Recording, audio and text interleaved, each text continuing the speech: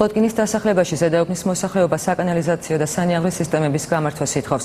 ამ მოთხოვნით დღეს ისინი ქუჩაში გამოვიდნენ. როგორც ადგილობრივები აცხადებენ, ბოლო რამდენიმე წელია დასახლების პირველ და მეორე შესახვევში საკანალიზაციო სისტემა მთლიანად მოიშალა და სასმელის წყლის მილებიც ხშირად ზიანდება.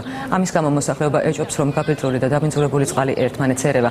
ადგილობრივებისთვის კიდევ ერთ მომგვარებელ პრობლემას სანიაღლის სისტემის არარსებობა წარმოადგენს, რაც განსაკუთრებით წვიმების დროს იჩენს თავს.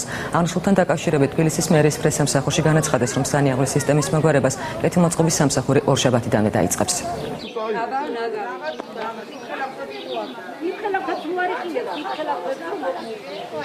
რეაბილიტაცია ამისი შეუძლებელია უკვე და ხის პალუებს არ ჭობენ და იმით არის გაჩერებული რა ეს გახეთქილი მილები.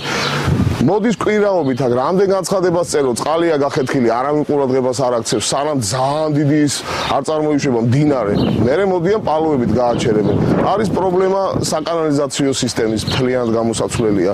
თელმა წყალმა წაიღო ეს ხევი, აქ იყო დიდი გზა, მანქანებიც იყვნენ ბავშვების თამაშობდნენ და 3-4 წელია ყოველ დღე ემატება ეს გზა, ჩადის და ჩადის, კანალიზაციები ჩატეხილია, ჩამტვრეულია. გარეთ ვერ გამოდიან ბავშვები, ვერ ვატარებთ.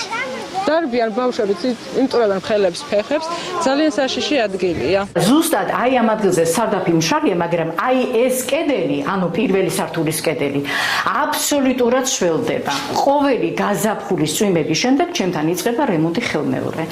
აი ესეც ახალი გალისილი, ეხლა ველოდები როდის გაშვება, რომ შევარემონტო ეს აქაურობა. ეს არის ზუსტად იმ მონახეთქი წყლის, რომელიც ზემოდან მოდის და ასკდება ჩემს სახლს, აი ის მიზიანებს აი ამ კედელს.